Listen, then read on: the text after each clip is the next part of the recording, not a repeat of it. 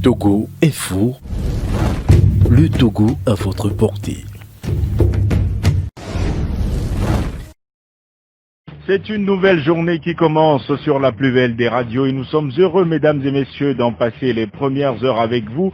Nous vous souhaitons la bienvenue dans le débat de Nana FM. Nous sommes le lundi 8 février 2021. Il y a un an environ, émergeait avec la candidature d'Agriome Kodjo, ce qui allait devenir plus tard la dynamique Monseigneur Podjo, avec cette phrase devenue célèbre, je cite, « Si à 6 heures vous vous levez et à 7 heures vous votez, je vous ramène la victoire à midi ». Alors, un an après la présidentielle du 22 février dernier, que reste-t-il à la dynamique Monseigneur Podjo? C'est le sujet du jour. Et pour en parler avec moi dans ce studio, Gérard Adja, il est le premier vice-président du MPDD. Bonjour Monsieur Adja. Bonjour Monsieur Fanou. Ce débat se fera également avec vous, auditeurs, qui pouvez réagir dès maintenant via la page Facebook de Nana FM et dans une vingtaine de minutes par téléphone à travers le 91 09 71 71 ou le 96 61 58 58. Avec Stan Teko à la mise en onde, je m'appelle Antoine Afanou. Près d'un an après la présidentielle du 22 février dernier, que reste-t-il à la DMK? C'est le thème du jour. Bienvenue sur la plus belle de Alors Gérard Adja, aujourd'hui, il faut dire que nous sommes à quelques semaines du premier anniversaire de la présidentielle du 22 février dernier. En tant qu'acteur politique ayant participé à cette élection d'une manière ou d'une autre, comment vous sentez-vous au regard des résultats obtenus? Je vous dis tout d'abord merci pour cette opportunité que vous nous donnez de nous exprimer en ce moment, et je dis bonjour à tous les auditrices et à tous les auditeurs pour leur écoute. Nous sommes bientôt à un an de l'anniversaire du 22 février 2020, une date mémorable pour nous à la dynamique, mais je crois également que c'est une date inoubliable pour tout le peuple togolais, parce que à cette date, il y a eu ce que nous appelons la révolution électorale du 22 février 2020. Personne ne peut l'oublier. Révolution électorale ou révolution électorale manquée? Bon, manqué, est-ce que c'est manqué? Peut-être c'est plombé pour le moment. Mais nous ne pouvons pas utiliser le terme manqué. C'est vrai que l'objectif poursuivi n'est pas encore atteint, mais nous considérons que le grain est semé. Il y a du travail autour. Il y a du travail autour de ce qui a été semé. Et nous pensons que pour l'heure, les Togolais ont fait leur part. La dynamique essaye de faire également sa part. Et il reste à ce que l'ensemble, c'est-à-dire et la dynamique et le peuple togolais, se fusionnent pour essayer de rendre cette révolution-là concrète, c'est-à-dire pour atteindre ces objectifs qui est l'alternance qui a été décrétée ce jour. Alors, nous considérons que le bilan jusque-là, nous ne pouvons pas dire que nous avons atteint l'objectif, mais nous n'avons pas encore raté ce que nous cherchons. Nous continuons par travailler. Alors, cela passera toujours par les revendications liées à la dernière présidentielle, où vous vous fixez de nouvelles échéances? Pour l'instant, nous sommes dans la logique de la récupération de la victoire du peuple. Vous y croyez encore? Pourquoi pas? Pourquoi pas? Parce que nous considérons que ce qui a été volé, ce qui a été confisqué, doit être remise à qui de droit. Nous pensons que pour l'instant, dans la conscience de tous les Togolais, la DMK a gagné l'élection du 22 février 2020. Celui qui a été proclamé, c'est lui-même. Et tous les Togolais savent aussi que celui qui a gagné, ce n'est pas celui qui a été proclamé. Alors, et donc, pour l'heure, il y a ce qu'on appelle chez nous patapa, c'est-à-dire prendre la chose par la force, mais nous continuons par négocier Tout d'abord... Vous continuez pas à négocier, c'est-à-dire... négocier, c'est peut-être trop dire, nous continuons pas à espérer que celui qui a pris la chose par la force, lui-même va se rendre compte que c'est mauvais, ce qui est en train de se faire, surtout que ça ne va pas dans l'intérêt du peuple togolais, et que nous finirons par nous entendre. Il y a quand même plusieurs expériences qui prouvent que cette façon d'espérer pourrait ne pas produire les résultats escomptés. Vous savez, je ne sais pas s'il y a déjà eu une élection au Togo qui ait eu autant de résistance jusqu'à maintenant. 2010 par exemple avec Jean-Pierre Fabre, c'était pas... Bon, c'est sous une autre forme. Mais la forme que nous avons adoptée nous autres, je pense que ça gêne beaucoup plus. Ça gêne beaucoup plus et nous pensons intensifier cette résistance-là. Ce n'est pas pour rendre le pays ingouvernable, non, parce que ça, il ne sert à rien que les Togolais ne puissent pas bien vivre. C'est plutôt le contraire que nous recherchons. Mais nous essayons de faire comprendre que on ne peut pas continuer ce cercle vicieux. C'est-à-dire, à chaque fois, on va aux élections et que c'est une seule personne qui gagne, ou bien qui dit gagner, et on ne peut pas continuer ça. Les élections doivent commencer par avoir un sens, au Togo aussi. Et c'est le combat que vous comptez mener. Alors, la semaine dernière, vous avez organisé une conférence de presse à l'occasion de laquelle vous avez lancé un appel aux acteurs politiques. Oui, parce que il y a certains acteurs politiques et aussi certains journalistes qui pensent qu'il faut classer la crise électorale née du 22 février 2020. C'est-à-dire tourner la page. Tourner la page, le classer dans le perte et profit. Nous disons non, on ne peut pas passer en perte et profit ce qui est réel, qui est une réalité. Dans la conscience de tous les Togolais, nous savons que celui qui a gagné l'élection présidentielle du 20 février 2020, ce n'est pas celui qu'on a proclamé.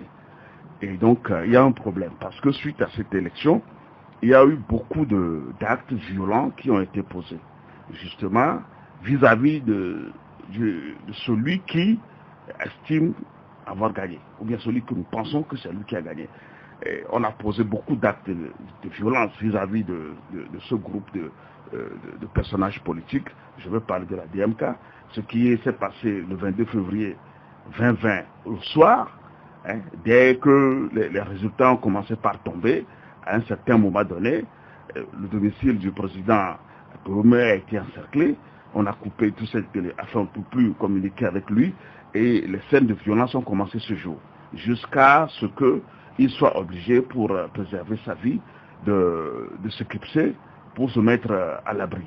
Et jusqu'à aujourd'hui, ce problème continue. On n'a jamais vu ça au Togo. Il y a eu des arrestations, il y a eu des détentions, et il y a eu des actes de justice qui interdisent aux politiques de ne pas faire de la politique. Vous voyez un peu, on n'a jamais vu ça dans aucun pays, et même pas au Togo, depuis que les élections pluralistes ont commencé en 1993 dans notre pays, on n'a jamais vu ça. Et donc je crois qu'il y a quelque chose de sérieux qui se passe, mais malheureusement, l'allure que prennent les choses n'arrange pas le Togo. L'allure que prennent les choses n'arrange pas les Togolais. L'allure actuelle de la vie de certains, c'est du pragmatisme. Le président proclamé par la Cour constitutionnelle gouverne, met sa politique en œuvre, et vous restez dans la contestation. Non, si nous continuons comme ça, nous ne rendons pas service à notre pays. Nous ne pouvons pas continuer à accepter la contre-vérité, même venant des institutions, comme la CENI ou la Cour constitutionnelle. On ne peut pas. Parce que dans un pays, il faut que les institutions jouent véritablement leur rôle. Et c'est pour ça qu'elles sont érigées, pour qu'il y ait de la justice, que les choses soient bien faites dans le pays. Alors les institutions ne doivent pas continuer par aller dans le contresens de ce qui doit se faire. Et donc nous disons que nous devons travailler pour briser ça. Et c'est ce travail-là que nous sommes en train de faire, pour qu'en fin de compte, nous arrivions à faire comprendre aux uns et aux autres que ce n'est pas dans l'intérêt général que vous faites ce que vous êtes en train de faire, et qu'il faut revenir et que les choses soient refaites autrement. Donc, nous avons interpellé les partis politiques de ne pas considérer que la crise électorale peut être passée comme ça en perte de profit. Non. Mais il faut qu'ils reviennent. Leur présence. À la raison. Il faut qu'ils se disent que aux premières heures de cette élection du 22 février 2020, eux tous avaient reconnu une large avance du candidat de la DMK. Eux tous les candidats. Aujourd'hui, peuvent reconnaître qu'ils ont déclaré que c'est M. Kodjo Agbeome qui était en avance. Et comment ça s'est fait qu'à un moment donné... Ils peuvent se dire qu'on peut bien être en avance puis perdre par la suite. La preuve, vous avez suivi le changement des discours. Non, vous savez, nous sommes en politique, nous savons à peu près ce qui s'est passé, mais il ne faudrait pas aussi que ça aille comme ça. Alors, nous voudrions dire que les Togolais ne veulent plus ça. Il faut que les intérêts, qu'on appelle les élections, commencent par avoir du sens aussi dans notre pays. Et nous devons nous battre pour ça et nous nous battons pour ça. Alors, est-ce que leur présence, la présence des autres acteurs politiques, majoritairement à la CENAP, la concertation nationale entre acteurs politiques, ne constitue pas un isolement supplémentaire pour vous à la DMK, vous qui n'y êtes pas? Nous ne nous sentons pas isolés, parce que nous sommes au cœur des Togolais, et les Togolais sont dans notre cœur. Donc, qu'est-ce qui le démontre? Vous savez, bon, vous êtes aussi observateur de la vie politique dans notre pays. Vous écoutez les gens, vous écoutez les populations. Les populations sont fatiguées de cette politique que nous faisons. Et puis également, ce n'est pas du nouveau que celle-là se passe. C'est-à-dire, on va à une élection, on confisque le résultat. On fait de la violence sur les vrais gagnants, et puis après on revient à la table de négociation. Bon, et nous tous, nous connaissons ce cycle. Donc, il ne faudrait pas que les gens se prêtent à ce jeu. Nous voudrions tout simplement faire comprendre à tous les partenaires en politique qu'il faudrait qu'il y ait du bon sens, il faudrait qu'il y ait de la cohérence, il faudrait qu'il y ait de la vérité et puis de la sincérité dans les actes que nous posons. Et donc, cette voie-là n'est pas la bonne. Alors, il faudrait que nous réglions le problème qui est là. C'est dans l'intérêt de nous tous, parce que si vous estimez qu'aujourd'hui c'est elle qui est concernée et que on peut le noyer, ben demain ce sera votre cas. Et personne, on ne sait jamais si nous nous mettons pas ensemble pour arrêter ça. Et donc, nous souhaitons que tout le monde revienne à la raison et que nous disons, s'il doit y avoir une quelconque discussion politique, d'accord, nous ne sommes pas contre des discussions politiques. À quelles conditions pourriez-vous y participer? Nous ne disions même pas que ce sont des conditions. Nous disons tout simplement que ce sont des urgences, des questions urgentes qu'il faut régler. Parce que nous ne pouvons pas vivre dans une crise électorale béante, au vu aussi de tout le monde, et puis aller s'asseoir pour discuter d'autres choses. Et pour vous, les questions urgentes, c'est... Les questions urgentes, pour nous, l'élection du 22 février 2020 n'est pas encore clôturée. Il faut qu'on solde. C'est-à-dire que nous devons savoir qui a gagné et qui n'a pas gagné. Nous devons savoir ça. Et puis ensuite, bon, maintenant, comment négocier le passage du pouvoir. Et ensuite, l'autre chose que nous réclamons, ou bien pour lesquelles nous disons qu'il s'agit de questions urgentes, il y a des personnes, des personnages politiques de premier plan qui sont actuellement en exil, notamment le docteur Agbeome Kodjo. Il faut qu'il revienne lui-même pour participer à cette concertation, à cette discussion. Et clairement, on reparlera bien entendu d'Agbeome Kodjo, mais et puis nous disons également que oui, on ne peut pas mettre sous nos têtes l'épée de Damoclès, c'est-à-dire que les accusations qui n'en sont pas une, et puis des condamnations, ou bien comment appelle-t-on, des trucs de justice sur nos têtes, et puis dire venez vous asseoir pour qu'on discute. Non, nous ne pouvons pas accepter ça. Mais clairement, il faudrait qu'on règle tout ça. Juste pour que les auditeurs comprennent, vous voudriez que aujourd'hui on reconnaisse Agbeome Kodjo comme vainqueur de la présidentielle, qu'il prête serment, qu'il gouverne, et ensuite la concertation se fera, ou quoi? Non, c'est ce qui est juste. Reconnaître Agbeome comme le vrai vainqueur. C'est ce que vous espérez juste. Réellement? Il faut qu'on reconnaisse ça. Mais est-ce que vous l'espérez? Est-ce que vous y croyez? Concrètement, aujourd'hui... Dans notre conscience, nous savons que c'est lui qui a gagné. Et dans la conscience de beaucoup de Togolais, y compris vous-même, y compris ceux qui ont fait ce coup d'État électoral, ils savent très bien que celui qui a gagné. Moi, malheureusement, je ne peux pas vous donner mon avis, mais est-ce que dans la pratique, vous espérez réellement que ce scénario se produise? Vos militants aimeraient savoir aujourd'hui qu'est-ce qu'ils peuvent attendre. Est-ce qu'ils peuvent encore croire en une présidence d'Agbeo Mekodjo juste sur la base de la dernière présidentielle? Pourquoi pas? Nous considérons que c'est un sujet délicat, mais qu'il faut s'asseoir pour en parler.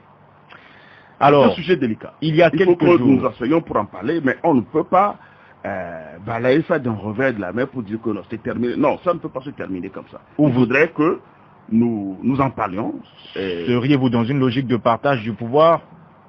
C'est discutable, mais il faudrait qu'on s'assoie pour en parler. Bien, il y a quelques jours, un député français est venu en appui à votre logique, on va dire. Il a parlé de coup d'État électoral. Comment interprétez-vous cette sortie? Non, c'est ce qui s'est justement passé. C'est par hypocrisie que jusqu'à présent, beaucoup de gens ne se lèvent pas pour dire cette vérité. Et donc, ce député français, qui est un officiel, parce que ça, c'est une prise de position quand même assez officielle, parce que émanant d'un député français, je crois que c'est très important pour nous autres. Et donc, nous considérons que cette voix qui s'est levée doit être entendue.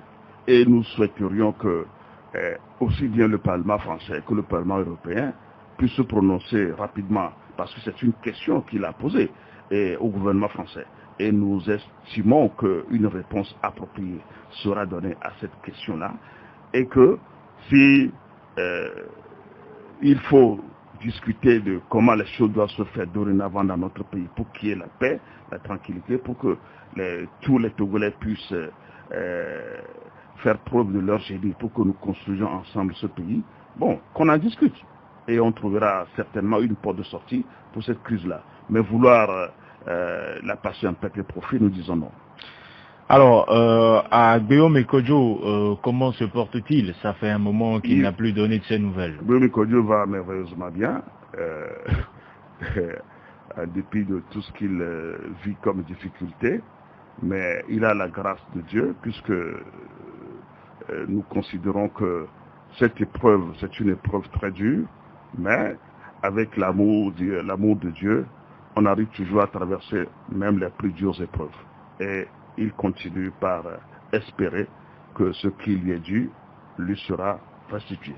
Et est-ce que vos militants ont une idée de là où il se trouve? La dernière fois, il avait évoqué un champ de maïs. Moi-même, j'en ai aucune idée, mais du moment où il continue par prendre contact avec ses parents, ses proches, et je crois que il est en lieu sûr. Vous pensez qu'il est toujours menacé? Oui, bien sûr, nous connaissons le pouvoir avec qui nous avons affaire. Vous savez, dans le monde de la politique, bon, tout est possible. Et à tout endroit et à tout moment, vous êtes exposé au risque. Et donc, nous ne pouvons pas considérer que sa vie est en sécurité aujourd'hui, mais nous travaillons pour que cela advienne et que lui aussi se sente libre de ses mouvements et de ses paroles et qu'il puisse continuer son travail qu'il a toujours fait avec une certaine intelligence, une certaine hauteur en tant qu'homme d'État pour que ce pays puisse avancer. Avant de donner la parole aux auditeurs, aujourd'hui, que reste-t-il à la DMK? Avant, on pouvait en juger sur la base des manifestations qu'organisaient des partis d'opposition. Aujourd'hui, que vous reste-t-il? Vous savez, malgré la confiscation de toutes les libertés aujourd'hui, puisque vous devez le constater vous-même, même les syndicalistes ne peuvent plus exercer librement leurs activités syndicales.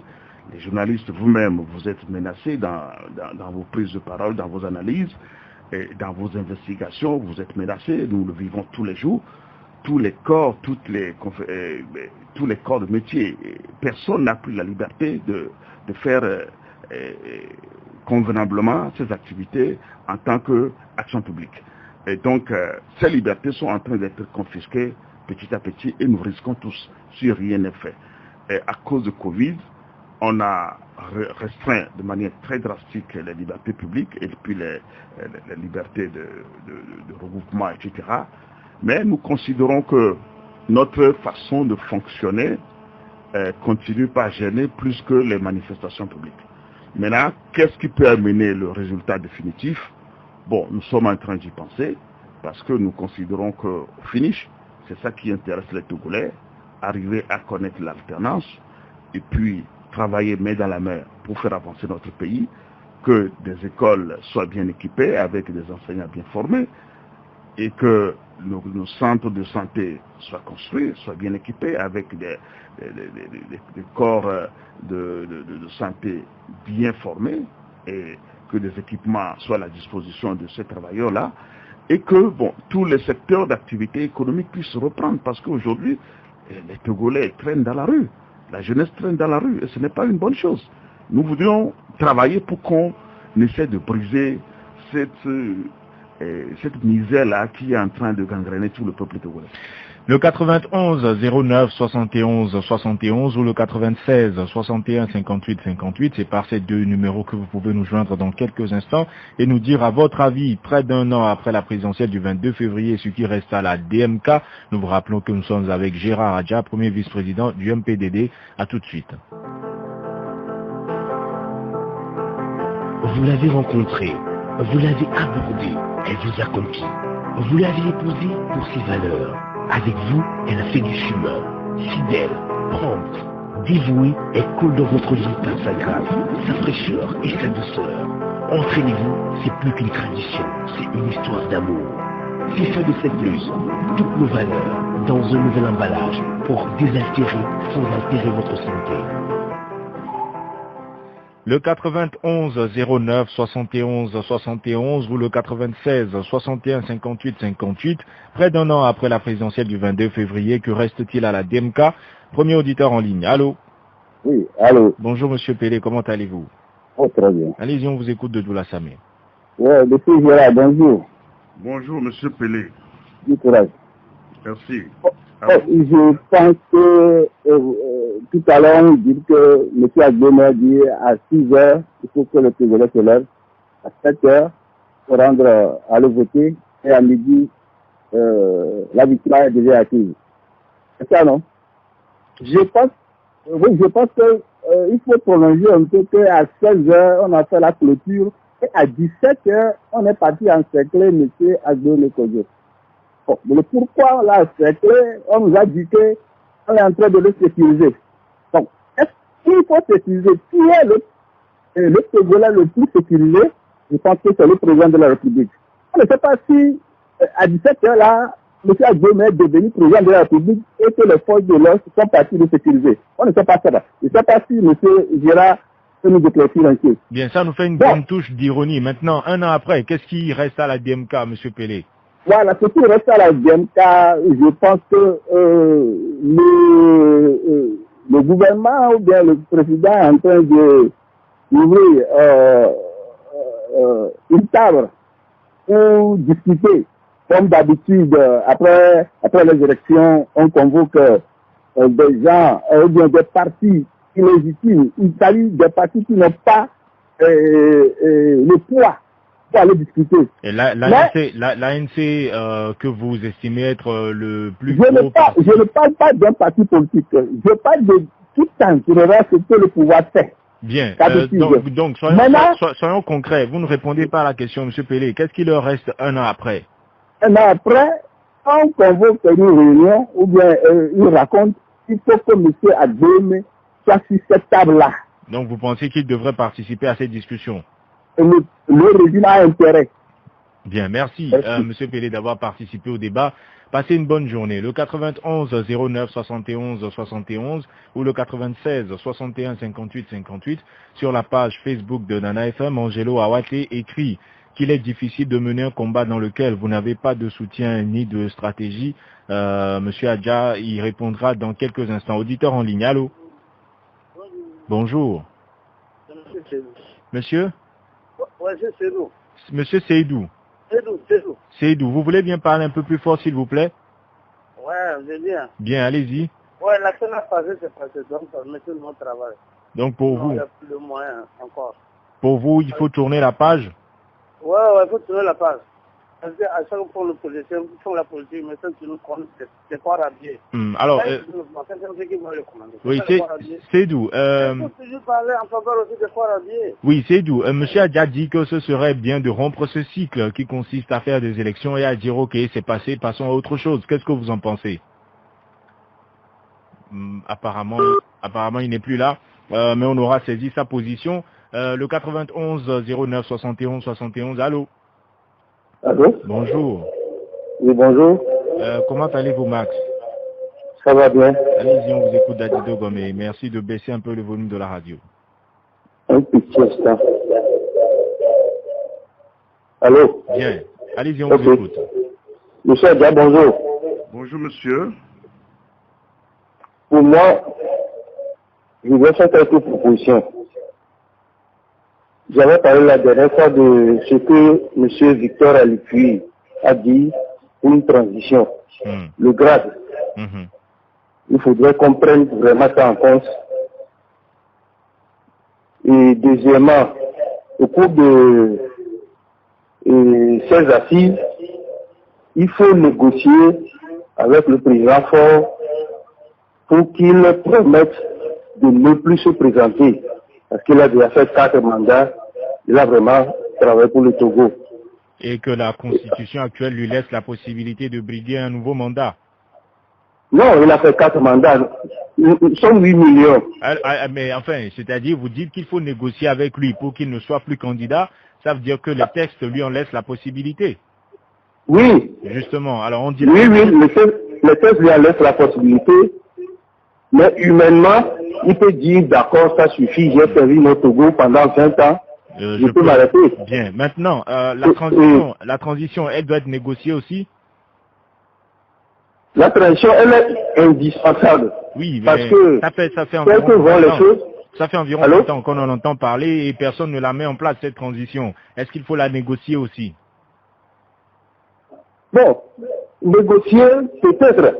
Mais il faudrait que, unis, en son sein, se dire, le chemin que nous prenons ne mène le Togo nulle part. Bien. Nous sommes en train d'enliser le Togo. Bien, merci. Donc il peut, d'une façon courageuse, dire, on fait une transition et à la prochaine élection présidentielle, il présente un candidat. Bien. Bon, pour la DMK, pour terminer, et pour ce qui concerne la DMK, je peux dire que le MPDD en lui-même n'avait pas un grand poids. C'est pas pour minimiser le parti, mais c'est la DMK qui a donné cette force à M. Agboyoume Kodjo. Et donc, le fait que beaucoup de Togolais, en si peu de temps, ont adhéré à la DMK, voudrait dire que ce que Monseigneur Kodjo a dit a touché beaucoup de Togolais. Même si il y a des partis politiques qui qualifient Monseigneur Kodjo de diable. Je pense que c'est eux-mêmes qui sont les diables. Donc pour vous, Max, je vous sais gentil. Hein. Alors, oui. Un an après, ça veut dire que à la DMK, ils n'ont plus que l'archevêque Kodjo. L'archevêque Kodjo a fait sa mission. Il peut partir tranquille et se reposer. Je ne parle pas de partir de l'autre côté. Bien. Il peut partir se reposer. Il a déjà fait sa mission. Mais il n'a pas donné à la MPDD la force qu'il faut à travers M. Agboyoume Kodjo. Bien, merci. Merci Max d'avoir été avec nous. Passez une bonne journée. Encore un auditeur en ligne, nous laissons réagir M. Adja. Allô? Oui, allô, bonjour. Bonjour, vous vous appelez? Didier. Didier de... Allez-y, on vous écoute. Je voulais vous demander, vous avez posé une question tout à l'heure, monsieur Adja. Bonjour, monsieur Adja, d'abord. Bonjour.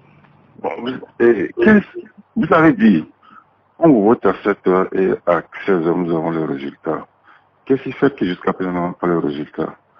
Vous aviez voté pour Agboyoume Kodjo? Non, c'est ce qu'ils nous ont dit. Hein.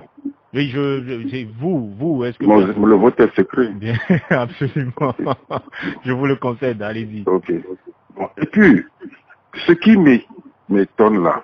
Et je pense que la DMK ou bien M. Agbomé, quand c'est un homme très naïf, non? Le pouvoir vous appelle encore de venir négocier, de venir à une table de négociation, vous refusez. Et tout ce qui s'est passé depuis 30 ans, 25 ans, ils savent bien quand vous appelez, vous n'allez pas venir, ils le font. Et après, ils crient surtout les toits aux diplomates en Europe parce qu'ils maîtrisent tout, les journalistes, tout ils ont appelé, c'est vous qui ne voulez pas négocier. Mais pourquoi vous n'allez pas aller exposer ce que vous avez à dire? Et puis vous repartez. Si vous n'êtes pas d'accord, dites-le que vous n'êtes pas d'accord sur ça, vous appelez, vous ne voulez pas aller. C'est pas une naïveté aussi, ça. Bien. Ce sera tout, Didier? Oui, et puis moi, ce qui reste, vous avez posé la question qui est derrière le cas. Moi, je pense que c'est la division totale de l'opposition. Hein. Bien. C'est que la division Merci. totale même, hein, qui complique encore la situation. Merci Didier d'avoir été avec nous. Passez une bonne journée. Alors, Didier et Pelé, qui a été le premier à nous appeler, pensent que vous devriez rejoindre la table des discussions, vous deviez y aller. Qu'est-ce que vous en pensez? Je crois que nous sommes des acteurs politiques. Et ce que nous avons comme information, tous les Togolais ne l'ont pas. Et ceux qui interviennent n'ont sûrement pas toutes les informations que nous avons. Et les sphères dans lesquelles nous discutons ou bien nous faisons nos actions politiques, ils ne le maîtrisent pas. Ne le maîtrisent et pourtant, l'opposition togolaise a donc travaillé avec une certaine transparence. Vous disiez tout à vos militants. Oui, nous disons tout à nos militants, mais nous ne pouvons pas afficher aussi nos stratégies sur la place publique. Bien. Et donc, ce que je voudrais dire, c'est que nous avons dit que nous ne sommes pas contre une discussion politique. Donc, votre absence est une stratégie? Non, je ne dirais pas que c'est une stratégie, mais nous avons des questions urgentes à régler. On ne peut pas nous appeler à un dialogue sans parler de la crise électorale. Et nous avons fait porter nos revendications pour dire que voilà ce que vous devez inscrire. Nous avons écrit au ministre d'État, M. Boupessi, pour lui dire que nous sommes prêts à dialoguer si ces sujets-là sont inscrits à l'ordre du jour. Et si je ne me trompe pas, Brigitte Adjamagbo-Johnson était encore en détention lorsque la première invitation Non, est lorsque arrivée. la première invitation nous avait été envoyée, Brigitte Adjamagbo était en détention avec Gérard Dossou. Et nous avons dit que, écoutez, on ne peut pas être au SCRIC et aller discuter. Qu'il laisse nos cadres et puis après, on verra. Après la libération de Brigitte et de Gérard, bon, une deuxième invitation est venue. Nous avons dit, écoutez, nous sommes d'accord qu'il faut discuter. Mais voilà les sujets pour lesquels nous disons c'est prioritaire, nous devons discuter. Si vous le mettez à l'ordre du jour, nous serons à la table de discussion. Didier pense qu'il fallait y aller et leur dire avant de repartir. C'est lui ça, lui peut y aller. Mais vous? Nous autres non. Nous savons ce que nous faisons. Nous connaissons aussi les gens d'en face plus que lui. Et donc nous attendons que le pouvoir inscrive à l'ordre du jour des discussions la crise post-électorale, les discussions sur la crise post-électorale, et que ce que nous demandons, c'est-à-dire lever les accusations contre les cadres de la DMK, et puis le retour d'Agbomé Kodjo, lorsque ces conditions seront satisfaites, nous serons à la table de discussion, pas de problème. Est-ce que vous ne craignez pas que le train vous laisse un peu trop derrière à partir du moment où... Le train va nous laisser pour aller où? Le train va aller où, finalement? Le train va nous laisser pour aller où? Les camarades de l'opposition qui y sont peuvent répondre à cette question. À votre avis, quelle destination prennent-ils? Moi, je ne vois aucune destination pour ce train. Parce que d'abord les régionales. Ce train a démarré plusieurs fois, mais on n'est jamais arrivé à destination. D'abord les régionales, c'est ce qui a été dit premièrement. Est-ce que vous participerez à ces régionales? Vous savez, il faut que nous réfléchissions un peu au Togo.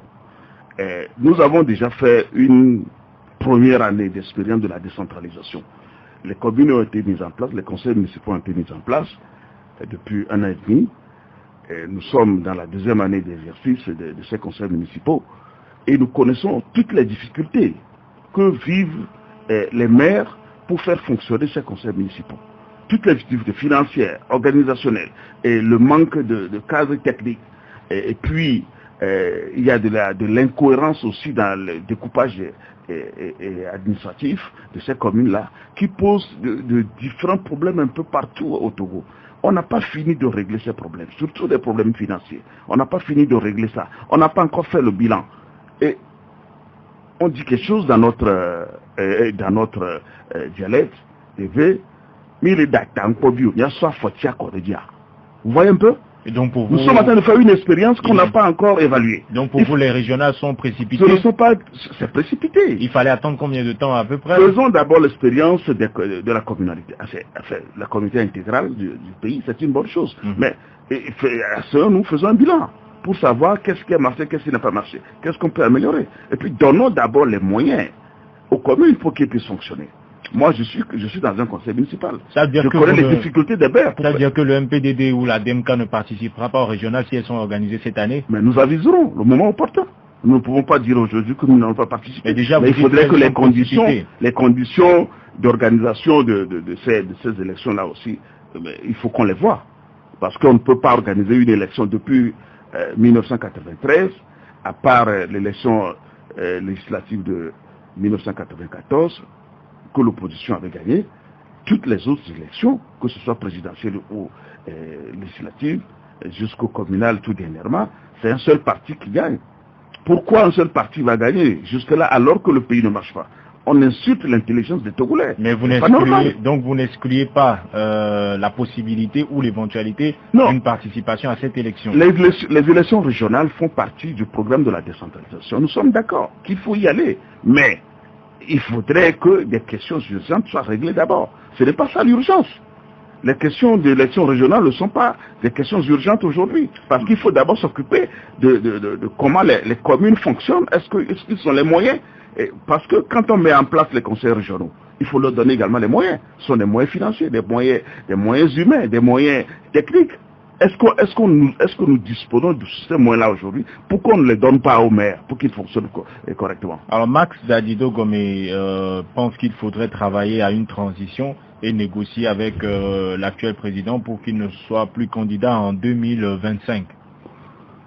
Bon, c'est une bonne réflexion et ça fait partie de ce que l'ancien ministre Alipuy a dit tout dernièrement dans le cadre de leur ONG, le GRAD. Et nous analysons toutes ces propositions.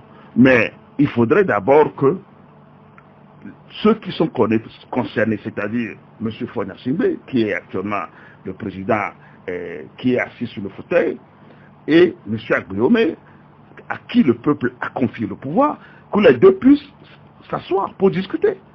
Et ce n'est qu'à partir des discussions des deux que ces idées-là peuvent être analysées et qu'on trouve un compromis. Mais quand l'un dit non, moi je vais te chasser, ou bien tu n'as pas le droit de rester sur le territoire, ou bien tu n'as pas le droit de faire ceci, comment on peut discuter? Il faudrait qu'on arrête. Et vous savez, je discutais avec un Malien la dernière fois, il m'a dit au Togo, vous faites la politique avec trop de violence et de méchanceté. Parce que chez eux, les politiciens, même des bords différents, arrivent à s'asseoir pour discuter.